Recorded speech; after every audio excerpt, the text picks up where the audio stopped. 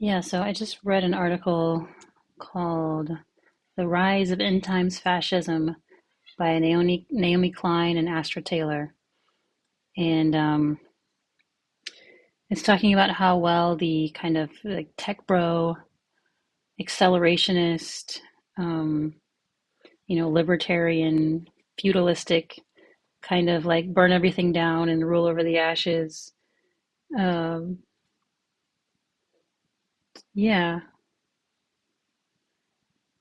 I mean the billionaires they're buying bunkers and dreaming of Mars instead of trying to live on this earth in a good way. And it's similar to how, evangelical, messianic kind of people are just waiting for that rapture. Like as soon as there's a rapture, then I get everything I want and nobody can tell me no and it's candy all day long and I'm the best and nanny nanny boo boo to all the people who are ever mean to me.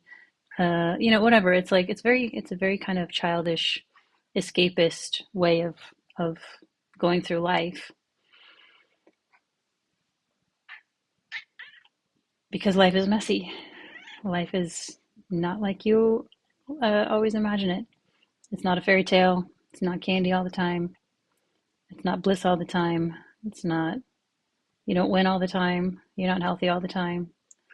Nobody likes that. There's something that's like, no, I remember, there's a memory of perfection and we want it.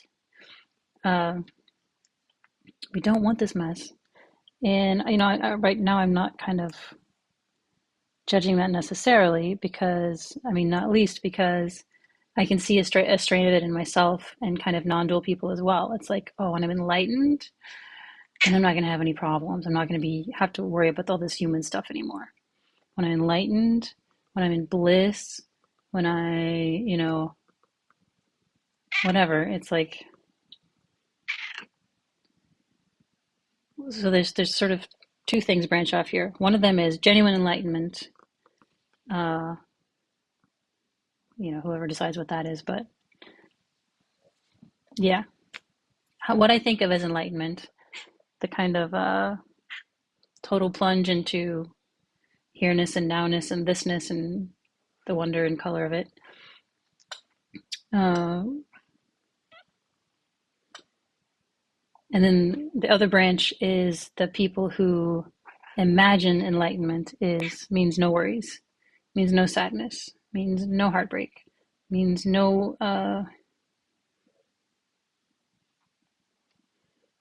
yeah, candy every day, basically. Uh,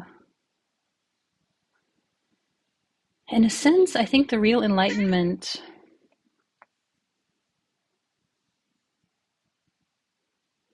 it's kind of a paradox because it's escaping. It's kind of the bullshit of uh, I guess society and conditioning and suffering.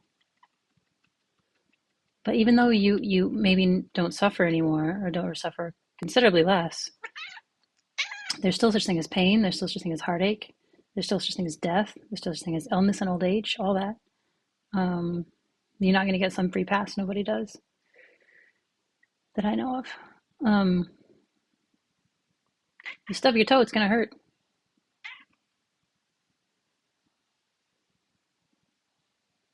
Yeah. Uh, but yeah, there's kind of a similar to the end times dream of like take me to the bliss, take me to the perfection, take me to the enlightened state, and I can leave all this behind. It's a very human instinct. Uh, and is it any different? Is it any better?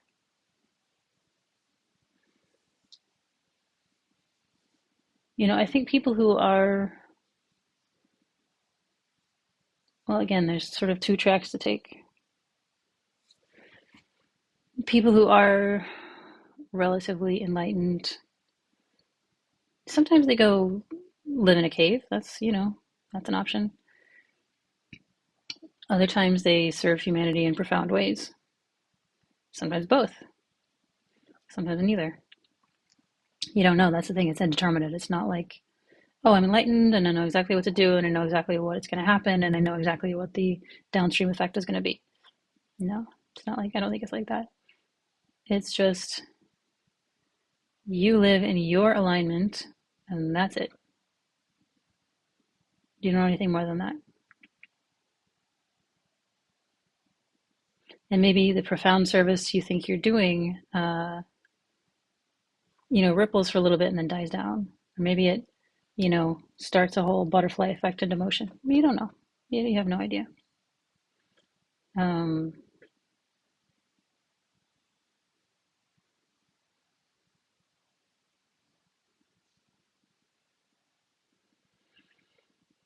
there is a recurring quibble that I have, which is that,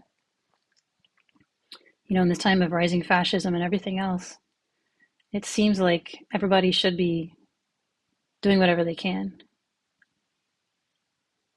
And I guess the question is this the best thing I can be doing? Clearing out my own garbage and doing my best to live in alignment with whoever I happen to be.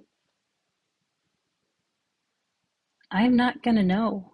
I'm not going to know if that's the best thing. I'm never going to know.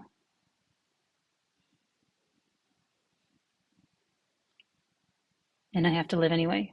So, am I going to live? I can only live here and now.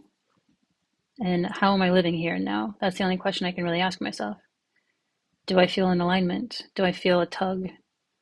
Do I feel, I don't know. If we have no free will, if there's no doer, then it's just happening. And it's all a moot point.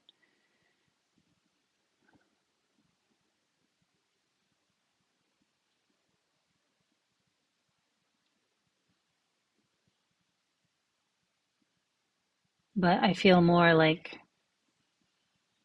I'm on some kind of slip and slide and it's just going and wee.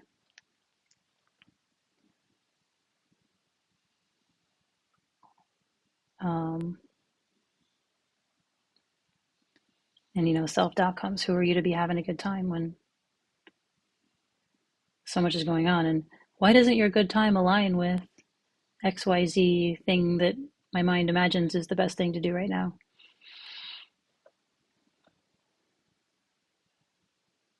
I don't have a good answer. I don't know.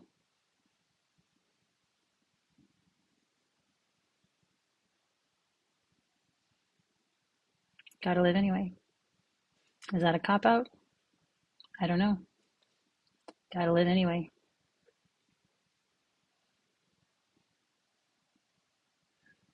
Do I want to just does my instinct tell me? Do I feel pulled to find alignment? Yeah, I do. I don't know what it means. I don't know what it's going to look like.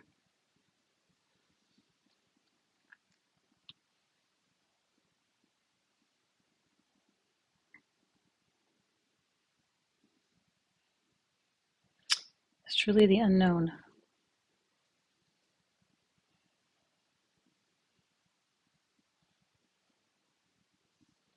But got to live with imperfect information and the zero foreknowledge. Because even, the tech bros, the bunker bros, like the preppers and the accelerationists and uh, even the evangelicals,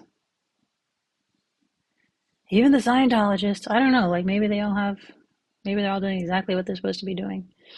And it's all just a big curriculum and some of us will learn from it. Some of us will never learn anything.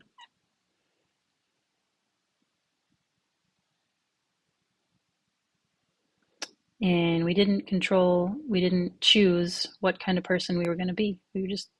We landed however we landed. And then we walked the treadmill however we walked the treadmill. Fascinating, gorgeous, amazing treadmill. And sometimes they're really awful.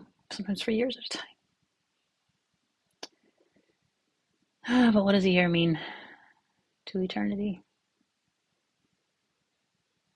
What is 20 years? What is 100 years? What is 1,000 years? It's a tadpole. Tadpole is his whole childhood in a couple days, a few days.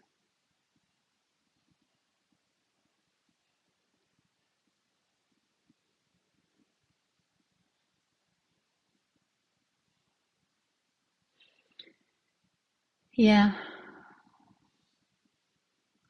Escapism. Wanting to get off the treadmill.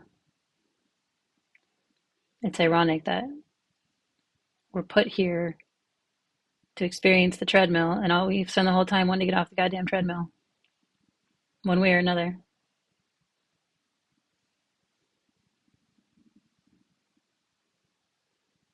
And nobody really knows.